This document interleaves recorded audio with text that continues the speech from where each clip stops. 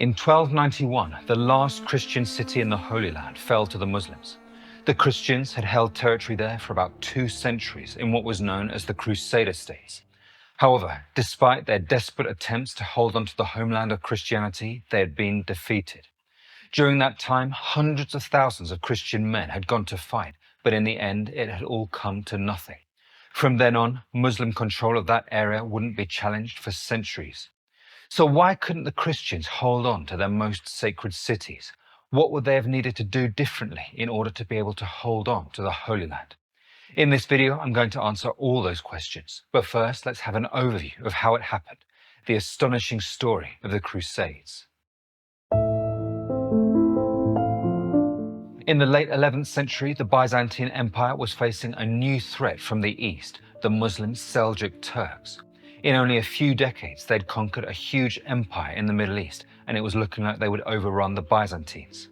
In 1071, the Seljuks defeated the Byzantines at the decisive Battle of Manzikert.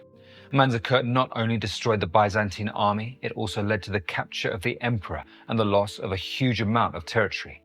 For the next 2 decades, the Muslims continued to take Byzantine territory until eventually Constantinople itself was under threat.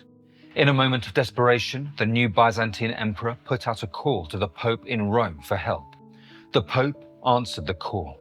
In a speech, he declared that any knight from Europe that went to fight for Christendom would have all his sins forgiven. Nobody was prepared for what came next. The call traveled all around Europe, and tens of thousands of men volunteered to take the oath and go and fight for Christianity. That first crusade would turn out to be astonishingly successful. The Christian mob army was able to take Jerusalem and establish what became known as the Crusader states. It seemed that the Crusaders had achieved their goal. The Holy Land was back in Christian hands. However, the Crusader states were extremely vulnerable, and within only 50 years, the Muslims were already retaking some of the territory. To support the fledgling state, the Christians of Europe launched a second crusade in 1147.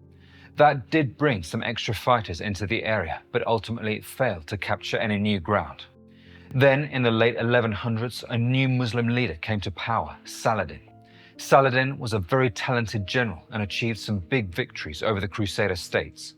Most devastatingly for the Christians, he was able to capture Jerusalem in 1187. Needless to say, the Christians of Europe were desperate to retake the city. A third crusade was launched by Richard the Lionheart of England and Philip II, King of France. They did manage to win some victories over Saladin, but weren't able to recapture Jerusalem. One of the biggest problems that the Crusaders faced was division and infighting, and that was most visible during the Fourth Crusade. In that disaster for Christendom, Christian knights from Western Europe never actually made it to the Holy Land.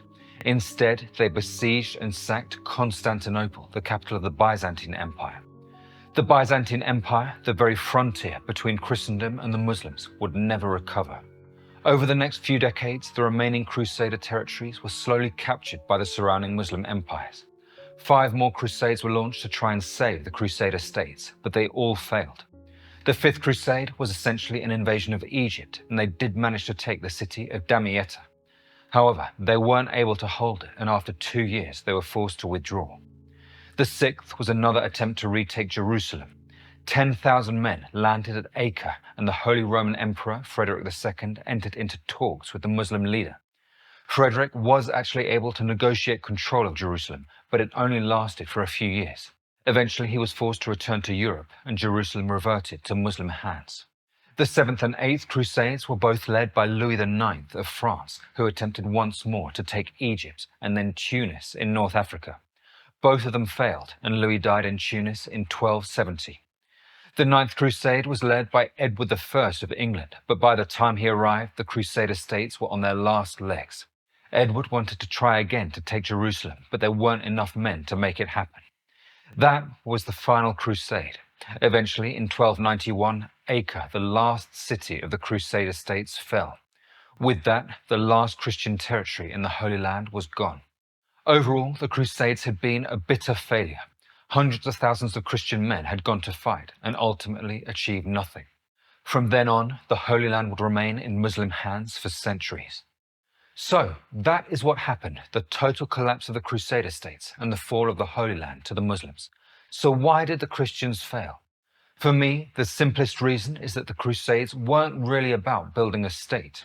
The thing that galvanized the hundreds of thousands of men to go and fight was the prospect of taking Jerusalem and a sense of adventure. After the First Crusade, once Jerusalem was taken, the majority of the men went home. They had had their adventure, they had achieved something incredible, and in their minds they had saved their souls. However, very few of them wanted to live in the Holy Land permanently. Almost all of them left after the crusade was over. Of the 50,000 men who took part, only about 300 knights and 1,200 infantry stayed afterwards. Everyone else went home, back to Europe. That was, of course, a big problem because in order for the Crusader states to be viable in the long term, it needed a loyal population to provide soldiers and pay taxes. Now, the fact that the Crusaders themselves didn't want to settle in the area might have been less of a problem if the leaders had been able to win over the loyalty of the population that did live there. At the time, there were actually a lot of Christians in the area, and it should have been possible to win them over. However, the local Christians of the area were actually fairly hostile to the Crusaders because they were part of a different branch of Christianity. I'm going to go through this more later, but essentially the local Christians were mostly Greek Orthodox, while the Crusaders were staunchly Catholic. That meant that there was always mutual suspicion between the two, and it made cooperation impossible. The Crusader states got very little support from the local Christians, and as far as we know, they never supplied men to fight. The Crusader sources wrote almost nothing about the local Christian population, which I think is a good indication that they basically didn't have anything to do with them. It might have been the case that the Crusaders didn't respect the local Christians and wouldn't have been interested in their help. According to one historian, the Crusader leaders called themselves Kings of the Latins, which essentially meant Kings of the Catholics. It seems that they didn't view the Greek Orthodox population as equal members of Christianity. The Crusader states also didn't manage to win over the local Muslim population. The two religions did live in peace for the most part. One Islamic scholar wrote about relations between the Crusaders and the Muslims. He wrote, "Our way lay through continuous farms and ordered settlements, whose inhabitants were all Muslims, living comfortably within the Franks. They surrender half their crops to the Franks at harvest time and pay as well a poll tax of 1 dinar and 5 kirat for each person. Other than that, they are not interfered with." As long as the Crusader states had such a distant relationship with the local population, it was always going to struggle to survive. It made it difficult to raise funds through taxes, so there was never enough money. The situation got so bad that the kings of England and France agreed to send money every year to the Crusader states to support them. In fact, throughout their entire existence, the Crusader states were funded to a large degree by donations from Christians in Western Europe. Another big problem with not having a loyal population was it meant that the Crusader states were always short of manpower. There were never enough soldiers. In almost every battle that they fought, the Crusaders were outnumbered. For example, at the Battle of Hattin in 1187, the Muslims had 40,000 men, while the Crusader states had about half that number. Another example is the Battle of Agas Sanguinis, when about 10,000 Crusaders from Antioch faced 20,000 Islamic forces from Aleppo. Of course, every few decades, a group of fresh Crusaders would come to fight, but they wouldn't stay for long, so it didn't help much. That lack of troops was because the population of the Crusader states was simply too small. One historian estimates that it was about 300,000 at its height in the late 1100s. That was nothing compared with the surrounding Islamic powers. Egypt and Syria had about 3.5 million people each. Another big issue that the Crusader states faced is that the region itself was extremely difficult to defend. There were no natural boundaries like mountains to make invasions harder. The city that motivated the Crusaders the most was Jerusalem, but that was a poor choice in strategic terms.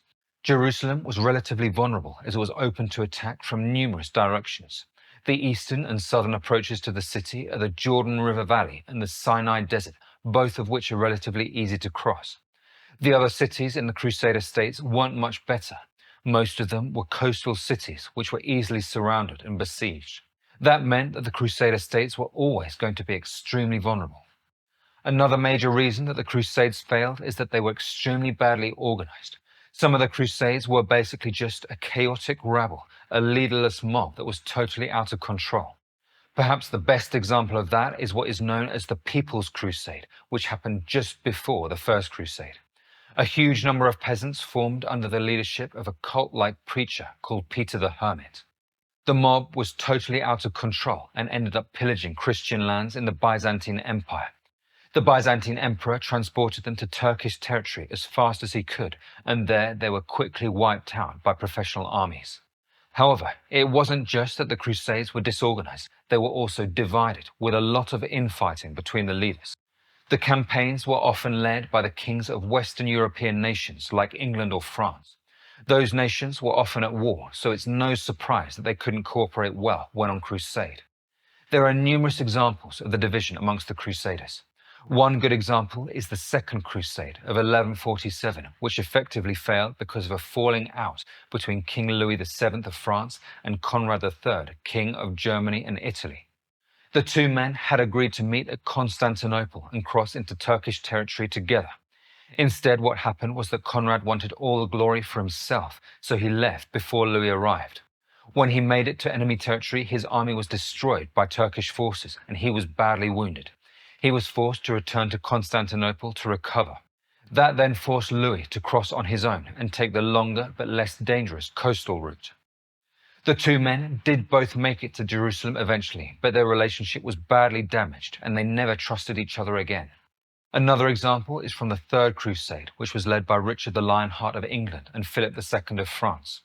The two men had fierce arguments over who should be the leader of the crusade. Technically, Philip was superior to Richard, since Richard was Duke of Aquitaine in the south of France, while Philip was king of all of France. However, Richard acted and behaved as though he were the true leader of the crusade. That aggravated Philip, and eventually he abandoned the campaign and went home. While that was happening, a third man, Holy Roman Emperor Henry Barbarossa, was on his way to join them. However, Barbarossa would end up drowning in a river on his way to the Holy Land. Of course, his army of 50,000 men could have continued towards Jerusalem to fight under Richard. In the end, those men weren't willing to fight for a foreign king, and so they just went home. As you can see, the politics of Western Europe were fatally hampering the success of the Crusades. However, while the Crusades did fail due to division amongst the Crusaders, perhaps an even bigger reason that they failed is because Christendom as a whole was divided. For the Crusaders to try to hold on to a small enclave surrounded by hostile empires was always going to be extremely difficult. However, there was a Christian empire not too far away that would have been in a much better position to administer and protect the Holy Land, the Byzantine Empire. If the Holy Land was to be brought back into Christian hands, by far the easiest way to achieve that would have been for the Byzantine Empire to expand into that region. The Byzantines had an established state with a professional military and structures of governance. If they had been able to take the Holy Land, they would have had a much better chance of defending it. Unfortunately, that wasn't possible because relations between the Crusaders and the Byzantine Empire were extremely bad. That was because Christianity was divided in what is known as the East-West Schism. At the time, the Orthodox Church based in Constantinople and the Catholic Church based in Rome weren't talking to each other. Essentially, relations between the two had been getting worse for centuries, in part because there was a language barrier. The Western Church based in Rome spoke Latin, while the Eastern Church based in Constantinople spoke Greek. That contributed to misunderstandings and made it difficult for the two churches to relate. There were also disagreements about how to carry out certain rituals. For example, the Western Church used unleavened bread in the Eucharist, while the Eastern Church used leavened bread. Perhaps the biggest problem was that the Pope in Rome claimed supremacy over all of Christendom. The head of the Eastern Church refused to accept the Pope's authority, believing himself to be an equal. Those tensions would culminate in the two halves of Christendom formally breaking off relations in 1054. That rift in Christianity meant that the Crusaders and the Byzantines were extremely hostile towards each other. That hostility would eventually lead to one of the greatest disasters ever for Christianity, the Fourth Crusade. In that debacle, the Crusaders never even made it to the Holy Land. Instead, they fell out with a Byzantine prince and actually ended up besieging and sacking Constantinople. Needless to say, that was a catastrophe for the Byzantine Empire, and it would never recover. In fact, the Fourth Crusade was actually one of the most important reasons for the empire's collapse. That is ironic, given that the Crusades were launched in the first place to aid the Byzantines. By destroying Constantinople, the Crusaders could not have done more damage to the goal of bringing the Holy Land back under Christian control. The Byzantine Empire was the frontier between the Christian world and the Muslim world. With it fatally weakened, there was no chance that it would ever push back the frontier and take back the Holy Land. Overall, there are many reasons that the Crusades failed, but for me the biggest is that Christianity as a whole was divided. It was definitely possible for the Holy Land to be reconquered, but it required much more unity, both amongst the Crusaders themselves and between the Crusaders and the Byzantine Empire. If all of Christendom, from Western Europe to the Byzantines, had cooperated and worked together, it would have been very possible to take and hold the Holy Land. But that was never going to happen.